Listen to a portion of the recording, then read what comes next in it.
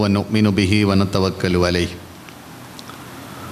رب اشرح لي صدري ويسر لي أمري واحلل عقدة من لساني يفقهوا قولي. ಈ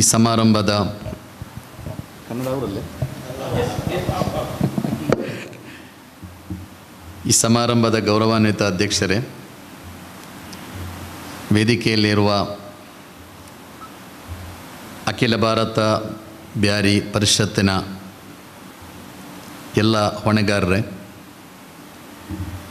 ಈ ಕಾರ್ಯಕ್ರಮದಲ್ಲಿ ಭಾಗವಹಿಸುತ್ತಿರುವ ಪ್ರೀತಿಯ ಮಿತ್ರರೇ, ಅಸ್ಸಲಾಮು ಅಲೈಕುಂ ವರಹಮತುಲ್ಲಾಹಿ ವಬರಕಾತು. ಪವಿತ್ರ ರಮಲಾನ್ ತಿಂಗಳು ವಿದಾಯ ಹೇಳಲು ಸಿದ್ಧವಾಗುತ್ತಿರುವಂತಹ ಸಂದರ್ಭ ಇದು. ಈ ಸಂದರ್ಭದಲ್ಲಿ ಈ ಇಫ್ತಾರ್ ಕೂಟದಲ್ಲಿ 3 ವಿಷಯಗಳನ್ನು ನಿಮ್ಮೊಂದಿಗೆ ಬಹಳ ಸಂಕ್ಷಿಪ್ತವಾಗಿ ನಾನು ಹಂಚಿಕೊಳ್ತಾ ಇದ್ದೇನೆ. ಒಂದನೆಯದಾಗಿ, ಇಸ್ಲಾಮಿನ ಆರಾಧನೆಗಳು ಆರಾಧನೆಗಾಗಿ ನಿಶ್ಚಯಿಸಲ್ಪಟ್ಟಿರುವ ಆರಾಧನೆಗಳು ಅಲ್ಲ. ಆರಾಧನೆಗಳಿಗಾಗಿ ಒಂದು ಆರಾಧನೆ ಎಂಬುದು ಇಸ್ಲಾಮಿನಲ್ಲಿ ಇಲ್ಲವೇ ಇಲ್ಲ. ಇಸ್ಲಾಮಿನ ಎಲ್ಲ ಆರಾಧನೆಗಳಿಗೂ ಉದ್ದೇಶ ಇದೆ, ಗುರಿ ಇದೆ. ಪ್ರತಿಯೊಂದು ಆರಾಧನೆಗಳಿಗೂ ಉದ್ದೇಶವನ್ನು ನಿಶ್ಚಯಿಸಲಾಗಿದೆ. ಒಂದು ಸಣ್ಣ ಕೆಲಸ ಕೂಡ ಉದ್ದೇಶ ಇಲ್ಲದ, ಗುರಿ ಇಲ್ಲದ ಒಂದು ಸಣ್ಣ ಕೆಲಸವು ಇಸ್ಲಾಮಿನಲ್ಲಿ ಖಂಡಿತ ಇಲ್ಲ. 5 ಸಲ ನಮಾಜ್ ಮಾಡುವ ಆದೇಶ ನೀಡಲ್ಪಟ್ಟಾಗ ಇಸ್ಲಾಂ ಹೇಳಿತ್ತು, ನೀವು ನಮಾಜ್ ಮಾಡಬೇಕು. ಯಾಕೆಂದರೆ ತನ್ಹಾ ಅನಿಲ್ ಫಹ್ಶಾ ಇವಲ್ ಮುಂಕರ್, ಎಲ್ಲ ಕೆಡುಕುಗಳಿಂದ ನಿಮ್ಮನ್ನದು ತಡೆಯುತ್ತದೆ. ಆದ್ದರಿಂದ ನೀವು 5 ಸಲ ನಮಾಜ್ ಮಾಡುವವರಾಗಿದ್ದರೆ ನಿಮ್ಮಿಂದ ಸಮಾಜಕ್ಕೆ ಸಿಗಬೇಕಾದ ಕೆಲವು ಗ್ಯಾರಂಟಿಗಳಿವೆ. ಮೋಸ ಇಲ್ಲದ, ಅನೈತಿಕತೆ ಇಲ್ಲದ, ಅಶ್ಲೀಲತೆ ಇಲ್ಲದ, ಸುಳ್ಳು ಹೇಳದ, ಕೋಮುವಾದಿ ಅಲ್ಲದ ಒಳ್ಳೆಯ ಮನುಷ್ಯರು ನೀವು ಆಗಬೇಕು ಎಂಬುದು ನಿಮ್ಮ ನಮಾಜಿನಿಂದ ಸೊಸೈಟಿಗೆ ಸಿಗಬೇಕಾದ ಗ್ಯಾರಂಟಿ ಅದು. ಅದೇ ರೀತಿ ಉಪವಾಸದಿಂದ ನೀವು ಏನು ಗಳಿಸಬೇಕು ಅಂತ ಹೇಳಿಕೊಡಲಾಗಿದೆ. ಉಪವಾಸ ಅಲ್ಲಾಹು ಸುಬ್ಹಾನಹು ವ ತಆಲ ಸತ್ಯವಿಶ್ವಾಸಿಗಳಿಗೆ ಕೊಡುವ ಬಹಳ ದೊಡ್ಡ ಔದಾರ್ಯ, ಅಲ್ಲಾಹನ ದೊಡ್ಡ ಕೊಡುಗೆ, ಅಲ್ಲಾಹನ ದೊಡ್ಡ ಕರುಣೆ ರಮಲಾನ್ ಎಂಬುದು. ಉಪವಾಸದಿಂದ ಅಲ್ಲಾಹು ಸುಬ್ಹಾನಹು ವ ತಆಲ ಬಯಸುವುದು ನಿಮ್ಮ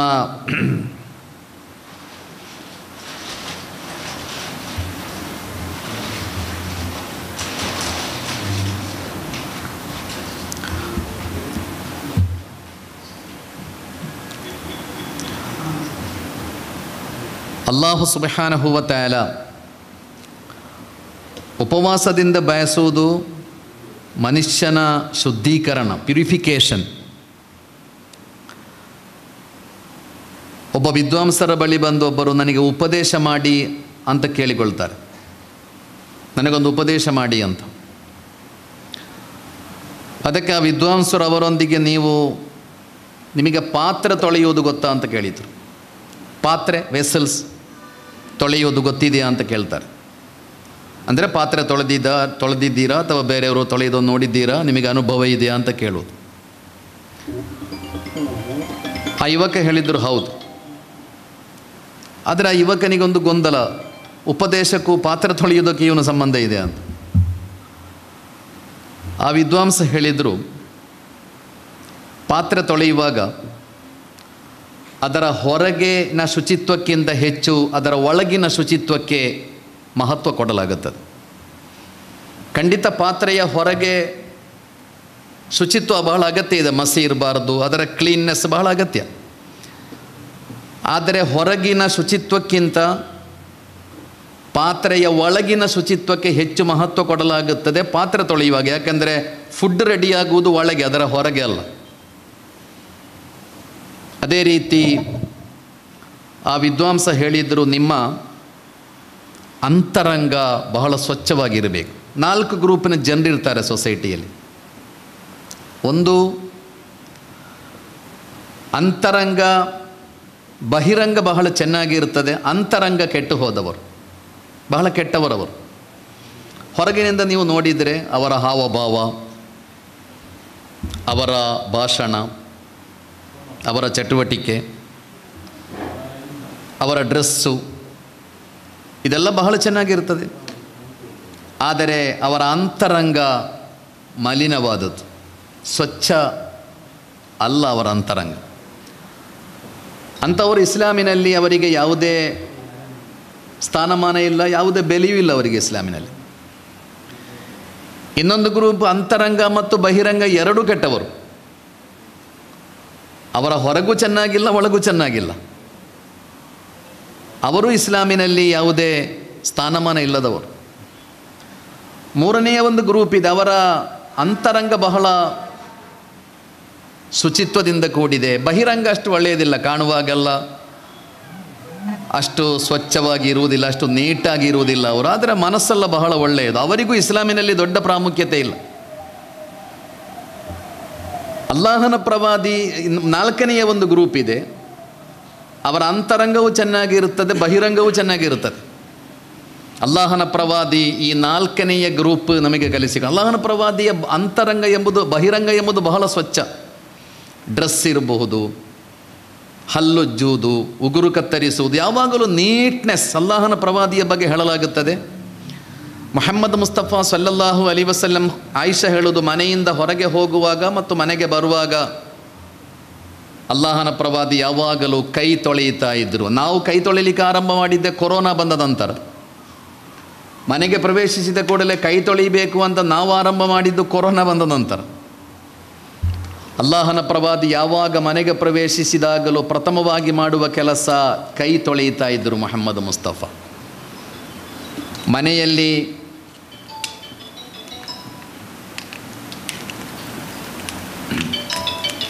ಮುಸ್ತಫಾ ಸಲ್ಲಲ್ಲಾಹು ಅಲೈಹಿ ವಸಲ್ಲಂ ಮನೆಯಲ್ಲಿ ಏನಾದರೂ ಗಲೀಜು ಕಾಣುವುದನ್ನು, ಮಾಲಿನ್ಯ ಇರುವುದನ್ನು ಅಲ್ಲಾಹನ ಪ್ರವಾದಿ ಸಹಿಸ್ತಾ ಇರಲಿಲ್ಲ ಅಂತ. ಬಹಳ ಶುಚಿತ್ವ ಈಮಾನ್ನ 50% ಅಂತ ಕಲಿಸಿ, ಅತ್ತಹೂರು ಶತ್ರುಲ್ ಈಮಾನ್ ಅಂತ. ಆದ್ದರಿಂದ ಅಲ್ಲಾಹನ ಪ್ರವಾದಿ ಹೇಗೆ ಅಂದರೆ, ಅಲ್ಲಾಹನ ಪ್ರವಾದಿಯ ಬಹಿರಂಗ ಬಹಳ ಸ್ವಚ್ಛ, ಬಹಳ ನೀಟ್ನೆಸ್. ಡ್ರೆಸ್ ಕೋಡ್ ಇರಬಹುದು. ಅಲ್ಲಾಹನ ಪ್ರವಾದಿಯ ಬಗ್ಗೆ ಹೇಳಲಾಗುವುದು, ಅಲ್ಲಾಹನ ಪ್ರವಾದಿಯ ಫುಡ್ ಸಿಸ್ಟಮ್ ಬಹಳ ಒಳ್ಳೆಯ ಆಹಾರ ಮಾತ್ರ ಸೇವಿಸ್ತಾ ಇದ್ದದ್ದು. ಹಳಸಿದ್ದು, ನಿನ್ನೆ ಮಾಡಿದ್ದನ್ನು ಇವತ್ತು ತಿನ್ನುವುದು, ಅದೆಲ್ಲ ಮಾಡ್ತಾ ಇರಲಿಲ್ಲ ಅಲ್ಲಾಹನ ಪ್ರವಾದಿ. ತಿನ್ನುವ ಆಹಾರ ನೀವು ತಿಳ್ಕೊಳ್ಬೇಡನೋ ಹೈಫೈ ಆಹಾರ ತಿಂತಾ ಇದ್ರು ಅಂತಲ್ಲ. ಆದರೆ ಏನಿದೆಯೋ ಆ ತಿನ್ನುವ ಆಹಾರ ಮಾತ್ರ, ಫ್ರೆಶ್ ಆಹಾರ ಮಾತ್ರ ಅಲ್ಲಾಹನ ಪ್ರವಾದಿ ತಿಂತಾ ಇದ್ದದ್ದು. ಅಂದರೆ ಅಂತರಂಗ ಮತ್ತು ಬಹಿರಂಗ ಎರಡೂ ಸ್ವಚ್ಛ ಇರುವವರು ಮುಹಮ್ಮದ್ ಮುಸ್ತಫಾ ಸಲ್ಲಲ್ಲಾಹು ಅಲೈಹಿ ವಸಲ್ಲಮರ ಟೀಮ್ ಅದು.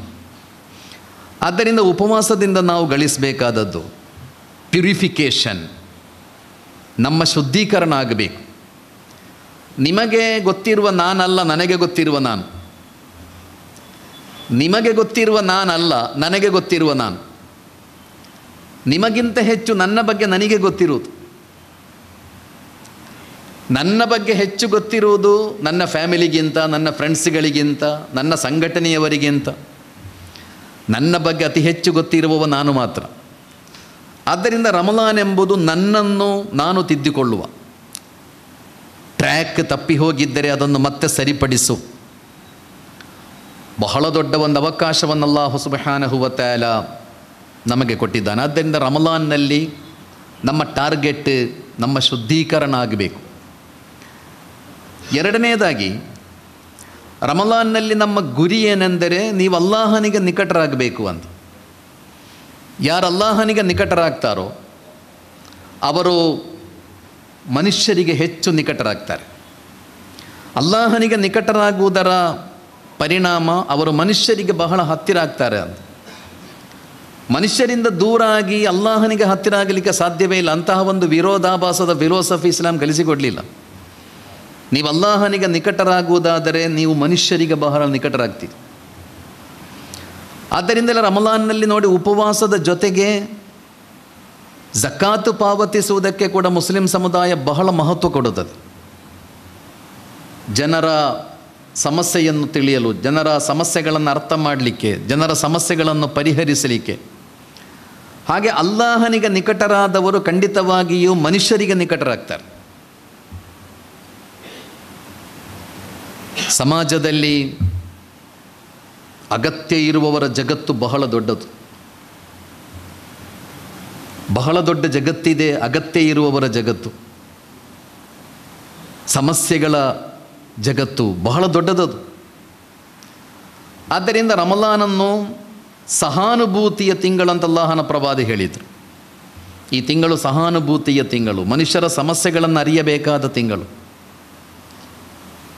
ಆದ್ದರಿಂದಲೇ ನೋಡಿ, ಇಸ್ಲಾಮಿನಲ್ಲಿ ನಮಾಜಿನ ಜೊತೆಯಾಗಿ ಝಕಾತ್ ಅಲ್ಲಾಹು ಹೇಳಿರುವುದು. ನಾವು ಇಸ್ಲಾಮಿನ ಅರ್ಕಾನುಗಳ ಬಗ್ಗೆ ನಮಗೆ ಒಳ್ಳೆಯ ತಿಳುವಳಿಕೆ ಇದೆ. ನಮಾಜ್, ಉಮ್ರಾ, ಹಜ್, ಇದರ ರುಕ್ನುಗಳು, ಇದರ ನಿಯಮ ನಿಬಂಧನೆಗಳ ಬಗ್ಗೆ ನಮಗೆ ಒಳ್ಳೆಯ ತಿಳುವಳಿಕೆ ಇದೆ. ಆದರೆ ಯಾವುದೇ ತಿಳುವಳಿಕೆ ಇಲ್ಲದಿರುವುದು ಝಕಾತಿನ ಬಗ್ಗೆ ಮಾತ್ರ. ಅದು ಚರ್ಚೆ ಆಗುವುದಿಲ್ಲ ಎಲ್ಲೂ. ಇಸ್ಲಾಮಿನ ಎಲ್ಲ ಅರ್ಕಾನುಗಳನ್ನು ಪಾಲಿಸುವುದಕ್ಕೆ ನಾವು ಎಲ್ಲ ಸಿಸ್ಟಮ್ ಮಾಡಿಟ್ಟಿದ್ದೇವೆ. ಇಕಾಮತ್ತು ಸಲಾತಿಗೆ ಬೇಕಾಗಿ ಮಸೀದಿ ಜಾಗ ಪರ್ಚೇಸ್ ಮಾಡ್ತೇವೆ, ಮಸೀದಿ ಕಟ್ಟುತ್ತೇವೆ, ಇಮಾಮನ್ನು ನಿಶ್ಚಯಿಸಿದ್ದೇವೆ. ಉಮ್ರ ಯಾವುದೇ ಸಮಸ್ಯೆ ಇಲ್ಲದೆ ನಡೀತಾ ಇದೆ, ಉಪವಾಸ ಯಾವುದೇ ಸಮಸ್ಯೆ ಇಲ್ಲದೆ ನಡೀತಾ ಇದೆ. ಈ ಸಿಸ್ಟಮನ್ನೆಲ್ಲ ನಾವು ಬೇಕಾದ ರೀತಿಯಲ್ಲಿ ಕಾಪಾಡಿಕೊಂಡಿದ್ದೇವೆ.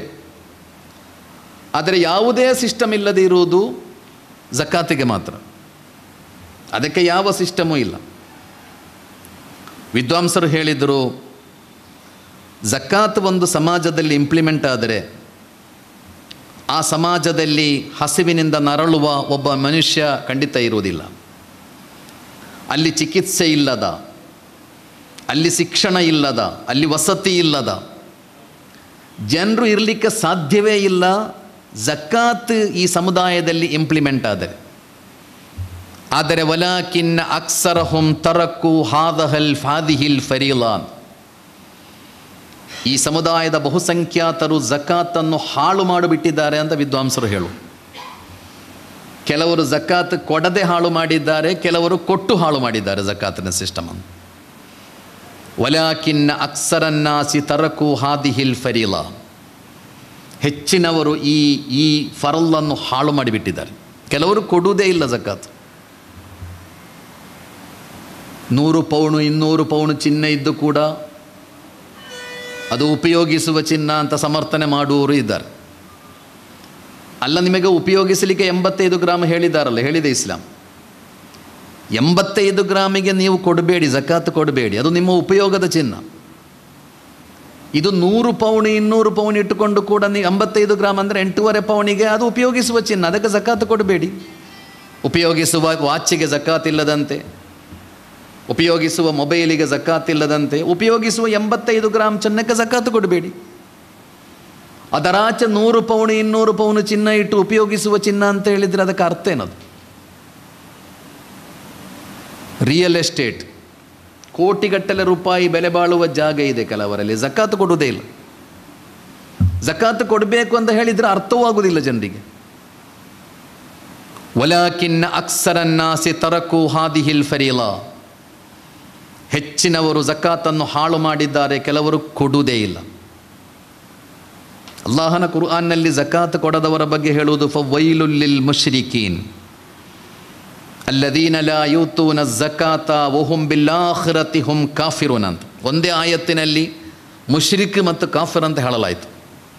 ಒಬ್ಬ ಸತ್ಯವಿಶ್ವಾಸಿಗೆ ಅತ್ಯಂತ ಅರೋಚಕವಾದ 2 ಪದಗಳು ಶಿರ್ಕ್ ಮತ್ತು ಕುಫ್ರ್. ಒಬ್ಬ ಸತ್ಯವಿಶ್ವಾಸಿ ಸಹಿಸಲಿಕ್ಕೆ ಸಾಧ್ಯವೇ ಇಲ್ಲದ 2 ಪದಗಳದು, ಶಿರ್ಕ್ ಮತ್ತು ಕುಫ್ರ್. ಅಲ್ಲಾಹು ಝಕಾತ್ ಕೊಡದವರ ಬಗ್ಗೆ ಹೇಳುವುದವರು ಮುಶ್ರಿಕ್ಗಳು, ಅವರು ಕಾಫಿರ್ಗಳಂತ ಅಲ್ಲಾಹು ಹೇಳಿದ ಕುರ್ಆನ್ನಲ್ಲಿ. ಹೀಗೆ ಒಂದು ಕಡೆ ಜಕಾತ್ ಕೊಡದೆ ಹಾಳು ಮಾಡಿದ್ದಾರೆ, ಇನ್ನು ಕೆಲವರು ಜಕಾತ್ ಕೊಟ್ಟು ಜಕಾತಿನ ವ್ಯವಸ್ಥೆಯನ್ನು ಹಾಳು ಮಾಡಿದ್ದಾರೆ. ಕೋಟಿಗಟ್ಟಲೆ ರೂಪಾಯಿ ಜಕಾತ್ ಕೊಡ್ತಾ ಇದ್ದಾರೆ. ದಕ್ಷಿಣ ಕನ್ನಡ ಜಿಲ್ಲೆಯಲ್ಲಿ ಮಾತ್ರ ನೀವು ಲೆಕ್ಕ ಮಾಡಿದರೆ ಕೋಟಿಗಟ್ಟಲೆ ರೂಪಾಯಿ ಜಕಾತ್ ಕೊಡುವವರಿದ್ದಾರೆ. ಆದರೆ ಒಬ್ಬನ ಸಮಸ್ಯೆಯು ಪರಿಹಾರ ಆಗ್ತಾ ಇಲ್ಲ. ಜಕಾತ್ ಕೊಡುವವರು ಕೊಡುತ್ತಲೇ ಇರುವುದು, ಬೇಡುವವರು ಬೇಡುತ್ತಲೇ ಇರುವುದು. ಆಜಾರು ಬಂಡೆ ವರ್ಷ ನಿಂಗೆ ತರೋಗೆ ಎತ್ತುಪಾಟಿಟ್ಟು ಈ ವರ್ಷ ಪೋಯಪ್ಪದು ವಾರ್ಕರು. ಅದರ ಅರ್ಥ ಅಂದರು ಬಂಡೆ ವರ್ಷ ನಕ್ಕೆ ಬೇಗ ಹೋಗು ಎತ್ತುಪಾಟಿಟ್ಟು. ಆಜಾರು ಬಂಡೆ ವರ್ಷ ನಿಂಗೆ ತರೋಗೆ ಎತ್ತುಪಾಟ ನಿಂಗೆ ಬಂಡೆ ವರ್ಷ ನಕ್ಕೆ ಬೇಗ ಹೋಗು ಎತ್ತುಪಾಟಿಟ್ಟು ಅದರ ಅರ್ಥ. ಹೀಗೆ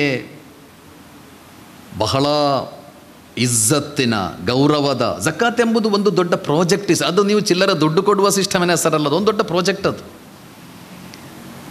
ಹೀಗೆ ಕೆಲವರು ಜಕಾತ್ ಕೊಟ್ಟು ಜಕಾತನ್ನು ಹಾಳು ಮಾಡಿದ್ದಾರೆ.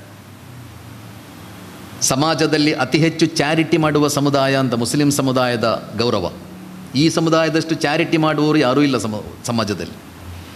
ಕೇರಳದಲ್ಲಿ ಪ್ರವಾಹ ಬಂದಾಗ ಒಂದು ಮಾತಿತ್ತು ಸಾಮಾನ್ಯವಾಗಿ ಎಲ್ಲರ ಬಾಯಲ್ಲೂ.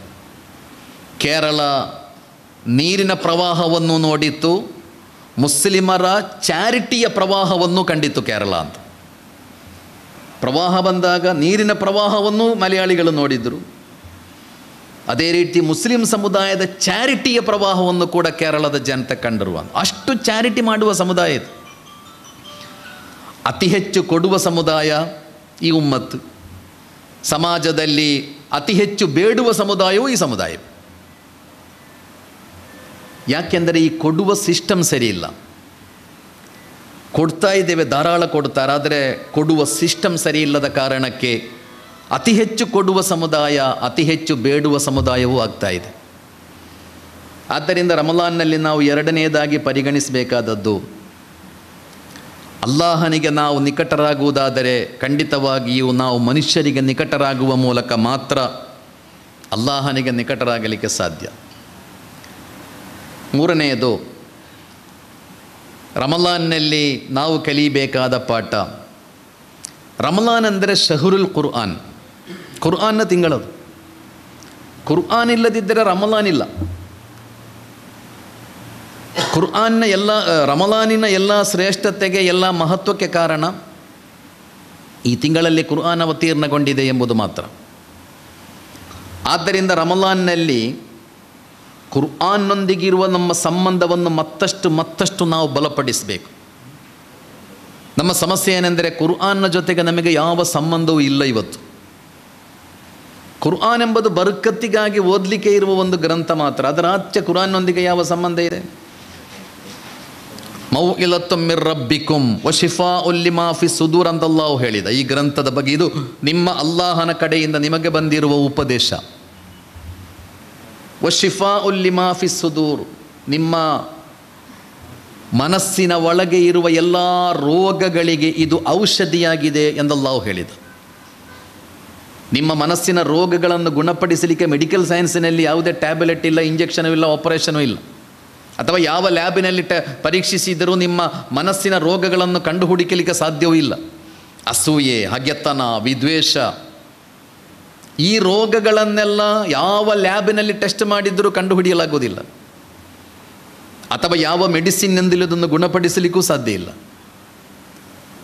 ನಿಮ್ಮ ಮನಸ್ಸಿನ ರೋಗಗಳನ್ನು ಗುಣಪಡಿಸಲಿಕ್ಕೆ ಇರುವ ಔಷಧಿ ಕುರ್ಆನ್ ಆಗಿದೆ ಎಂದು ಅಲ್ಲಾಹು ಸುಬ್ಹಾನಹು ವ ತಆಲಾ ಹೇಳಿದ.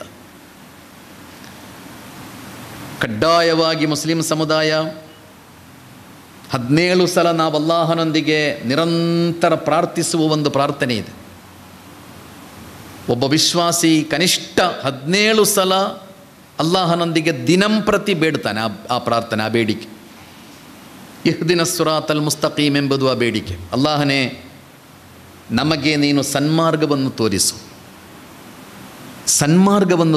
ಸನ್ಮಾರ್ಗವನ್ನು ಕೊಡು, ಹಿದಾಯತ್ ಕೊಡು. ಆ ಪ್ರಾರ್ಥನೆಗೆ ಅಲ್ಲಾಹು ಕೊಡುವ ಉತ್ತರ ಅಲಿಫ್ ಲಾಮ್ ಮೀಮ್ ಝಾಲಿಕಲ್ ಕಿತಾಬು ಲಾ ರೈಬ ಫೀಹಿ ಹುದಲ್ ಲಿಲ್ ಮುತ್ತಕೀನ್. ಅಲ್ಲಾಹನ ಭಯದೊಂದಿಗೆ ಬದುಕುವವರಿಗೆ ಈ ಗ್ರಂಥ ಹಿದಾಯತ್ತಾಗಿದೆ ಎಂದು ಹೇಳಿ ಅಲ್ ಬಕರಾದಿಂದ ಅನ್ನಾಸ್ವರೆಗಿನ 6000ಕ್ಕೂ ಮಿಗಿಲಾದ ಆಯತ್ತುಗಳು ನಿಮ್ಮ ಪ್ರಾರ್ಥನೆಗೆ ಅಲ್ಲಾಹು ಕೊಟ್ಟ ಉತ್ತರ ಅದು.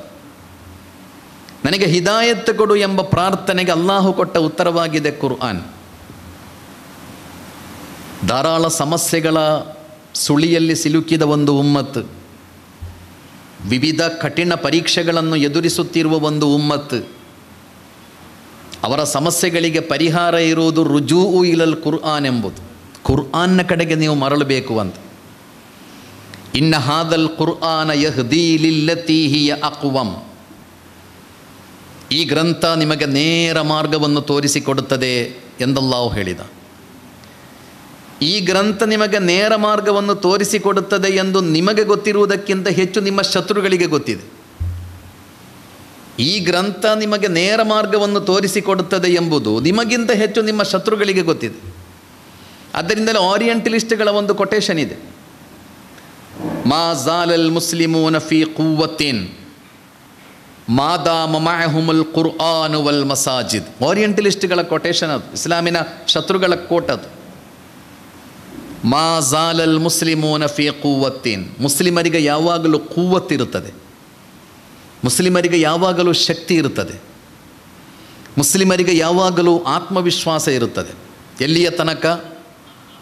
ಮಾದಾಮ ಮಅಹುಮುಲ್ ಕುರ್ಆನ್ ವಲ್ ಮಸಾಜಿದ್, ಕುರ್ಆನ್ ಮತ್ತು ಮಸ್ಜಿದ್ಗಳು ನಿಮ್ಮ ಜೊತೆಯಲ್ಲಿರುವ ತನಕ ನಿಮಗೆ ಕುವ್ವತ್ತಿರುತ್ತದೆ ಎಂದು.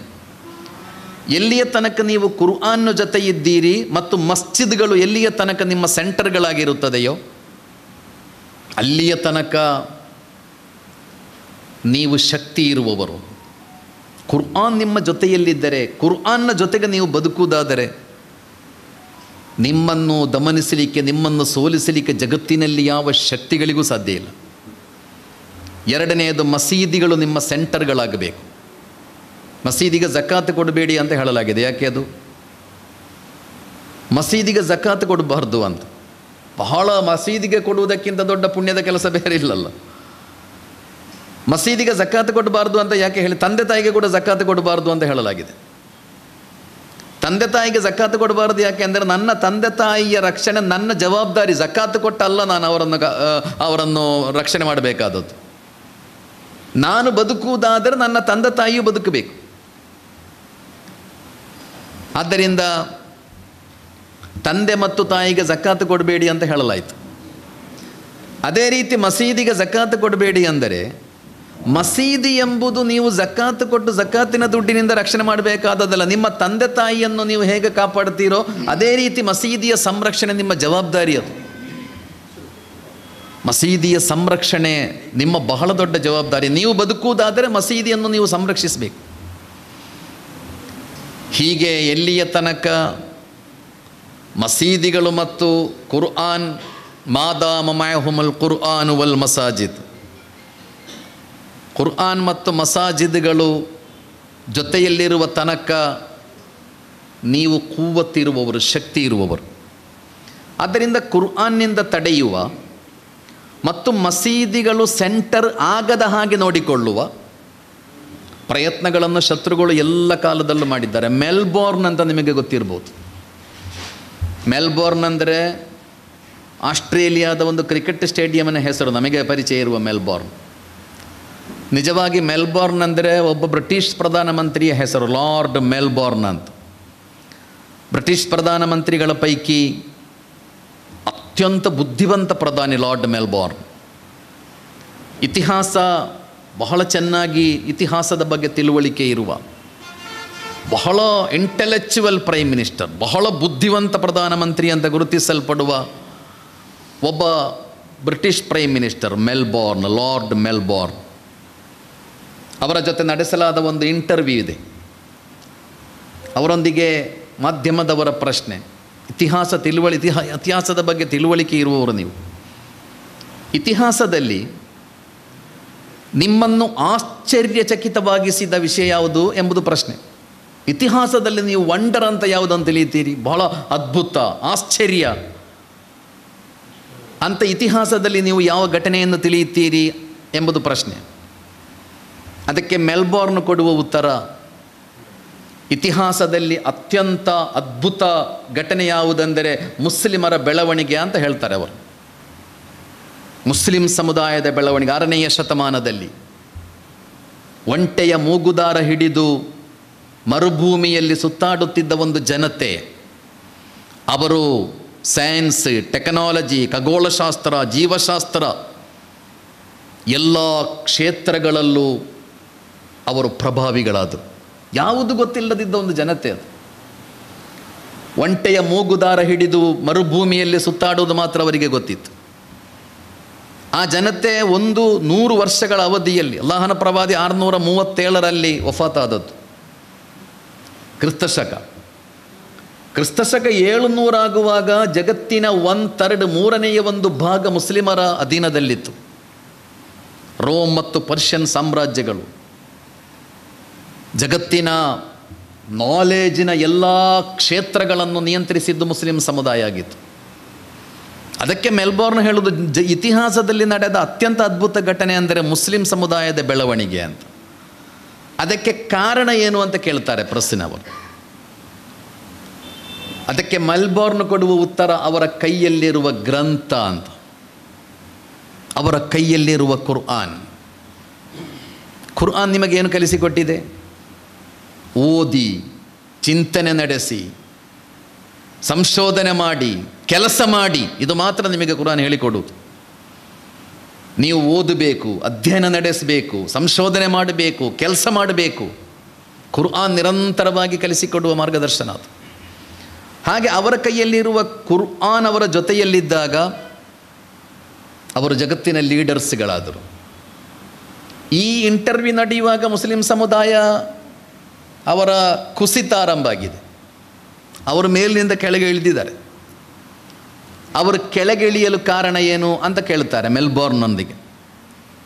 ಅದಕ್ಕೆ ಅವರು ಹೇಳೋದು, ಯಾವ ಗ್ರಂಥ ಅವರನ್ನು ಮುಂದಕ್ಕೆ ಕೊಂಡೊಯ್ದಿತ್ತೋ ಆ ಗ್ರಂಥದಿಂದ ಅವರು ಹಿಂದೆ ಸರಿದಾಗ ಎಲ್ಲ ಕ್ಷೇತ್ರಗಳಲ್ಲೂ ಅವರು ಹಿಂದುಳಿದವರಾಗಿ ಮಾರ್ಪಟ್ಟರು ಅಂತ. ನಾವೆಲ್ಲ ಬಹಳ ಆಲೋಚಿಸಬೇಕಾದ ವಿಷಯ ಇದು. ಈ ಉಮ್ಮತ್ತು ಕುರ್ಆನ್ನಿಂದ ದೂರ ಸರಿದಾಗ, ಕುರ್ಆನ್ನ ಜೊತೆ ನೀವಿದ್ದಾಗ ಜಗತ್ತಿನಲ್ಲಿ ನೀವು ಲೀಡರ್ಸ್ಗಳು. ಎಲ್ಲ ವೈಜ್ಞಾನಿಕ ಕ್ಷೇತ್ರಗಳನ್ನು ನೀವು ನಿಯಂತ್ರಿಸಿದವರು, ನೀವು ಎದುರಿನಲ್ಲಿ ಮುಂದೆ ನಡೆದವರು. ಯಾವಾಗ ಕುರ್ಆನ್ನ ಸಂಬಂಧ ಹಾಳಾಯಿತು ಆವಾಗ ಎಲ್ಲ ಕ್ಷೇತ್ರಗಳಲ್ಲೂ ನೀವು ಕಡೆಗಣಿಸಲ್ಪಟ್ಟವರು, ದಮನಿಸಲ್ಪಟ್ಟವರು, ತುಳಿಯಲ್ಪಟ್ಟವರು. ಆದ್ದರಿಂದ ಸಹೋದರ, ರಮಲಾನ್ನ ಈ ಸಂದರ್ಭದಲ್ಲಿ ಕುರ್ಆನ್ನೊಂದಿಗೆ ನಮ್ಮ ಸಂಬಂಧವನ್ನು ಬಲಪಡಿಸಬೇಕು. ಇವತ್ತಿಗೂ ಗಾಜಾದಲ್ಲಿ ಯುದ್ಧ ನಡೆಯುತ್ತಾ ಇದೆ, 6 ತಿಂಗಳಾಯಿತು. ಹ್ಯೂಮನ್ ಹಿಸ್ಟ್ರಿಯಲ್ಲಿ, ಮಾನವ ಇತಿಹಾಸದಲ್ಲಿ ಅತಿ ಹೆಚ್ಚು ಬಾಂಬ್ಗಳು ಸುರಿಸಲ್ಪಟ್ಟದ್ದು ಗಾಜಾದ ಮೇಲೆ ಅಂತ. ಇಲ್ಲಿನ ತನಕ ಇದ್ದ ಇತಿಹಾಸ ಅತಿ ಹೆಚ್ಚು ಬಾಂಬ್ ಸುರಿಸಲ್ಪಟ್ಟಿದ್ದದ್ದು ಜರ್ಮನಿಯಲ್ಲಿ ಸೆಕೆಂಡ್ ವರ್ಲ್ಡ್ ವಾರ್ನ ಟೈಮಿನಲ್ಲಿ. ಮಾನವ ಇತಿಹಾಸದಲ್ಲಿ ಅತಿ ಹೆಚ್ಚು ಬಾಂಬ್ ಹಾಕಲಾಗಿದ್ದದ್ದು ಜರ್ಮನಿಗೆ. ಜರ್ಮನಿ ಎಂಬುದು ಗಾಜಾಕ್ಕಿಂತ 100 ಪಟ್ಟು ಹೆಚ್ಚು ದೊಡ್ಡದಿರುವ ದೇಶ ಅದು. ಆದರೆ ಲೇಟೆಸ್ಟ್ ಲೆಕ್ಕಾಚಾರ ಏನೆಂದರೆ, ಹ್ಯೂಮನ್ ಹಿಸ್ಟ್ರಿಯಲ್ಲಿ, ಮಾನವ ಇತಿಹಾಸದಲ್ಲಿ ಅತಿ ಹೆಚ್ಚು ಬಾಂಬ್ ಸುರಿಸಲ್ಪಟ್ಟದ್ದು ಗಾಜಾದ ಮೇಲೆ. 41 ಕಿಲೋಮೀಟರ್ ಉದ್ದ ಮತ್ತು 20 ಕಿಲೋಮೀಟರ್ ಅಗಲ ಇರುವ ಒಂದು ಸಣ್ಣ ಪ್ರದೇಶ ಅದು. ಅಣು ಅಸ್ತ್ರವೊಂದು ಬಿಟ್ಟು ಜಗತ್ತಿನಲ್ಲಿ ಯಾವುದೆಲ್ಲ ಬಾಂಬ್ಗಳಿವೆಯೋ ಆ ಎಲ್ಲ ಬಾಂಬ್ಗಳನ್ನು ಅಲ್ಲಿ ಸುರಿಸಲಾಗಿದೆ. ಇಷ್ಟೆಲ್ಲ ಬಾಂಬ್ ಸುರಿಸಿಯೂ ಇವತ್ತು ನೆತನ್ಯಾಹು ಬೆವರುತ್ತಾ ಇದ್ದಾನೆ. ಅವರ ಉದ್ದೇಶ ಇದ್ದದ್ದು ಹಮಾಸನ್ನು ನಾಶ ಮಾಡಬೇಕು ಅಂತ. ನಿರಪರಾಧಿಗಳನ್ನು ಕೊಲ್ಲುವುದು ಯಾರು ಕೊಲ್ತಾರೆ, ಅದಕ್ಕೆ ಯುದ್ಧ ಅಂತ ಹೇಳುವುದಿಲ್ಲಲ್ಲ. ಯುದ್ಧದ ಉದ್ದೇಶ ಇದ್ದದ್ದು ಹಮಾಸನ್ನು ನಾಶ ಮಾಡಬೇಕು ಅಂತ. ಇವತ್ತಿಗೂ ಹಮಾಸನ್ನು ನಾಶ ಮಾಡಲಿಕ್ಕೆ ಸಾಧ್ಯ. 6 ತಿಂಗಳವರೆಗೂ ಹಸಿವಿಗೆ ದೂಡಿ ಎಲ್ಲ ಅಗತ್ಯಗಳನ್ನು ತಿರಸ್ಕರಿಸಿ ಎಲ್ಲ ಕಡೆಗಳಿಂದಲೂ ದಿಗ್ಬಂಧನ ಹೇರಲ್ಪಟ್ಟ ಒಂದು ಜನತೆ. ಆದರೆ ಇವತ್ತಿಗೂ ಕೂಡ ಆತ್ಮವಿಶ್ವಾಸದಿಂದ ಆ ಜನತೆ ಹೋರಾಟ ನಡೆಸ್ತಾ ಇದ್ದಾರೆ. ಅದಕ್ಕೊಂದು ದೊಡ್ಡ ಕಾರಣ ಹೇಳಲಾಗುವುದು, ಹಮಾಸಿನ ಹೋರಾಟಗಾರರ ಪೈಕಿ ಹೆಚ್ಚಿನ ಜನರು ಕುರ್ಆನ್ ಹಾಫಿಜ್ಗಳು ಅಂತ. ಹಮಾಸಿನ ಹೋರಾಟಗಾರರ ಪೈಕಿ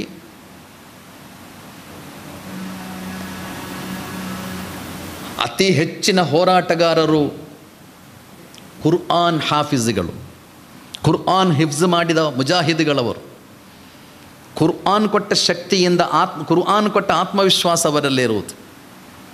ಕುರ್ಆನ್ನ ವ್ಯಾಲ್ಯೂಸ್ಗಳನ್ನು ಅವರು ಪಾಲಿಸ್ತಾ ಇದ್ದಾರೆ. ಅವರು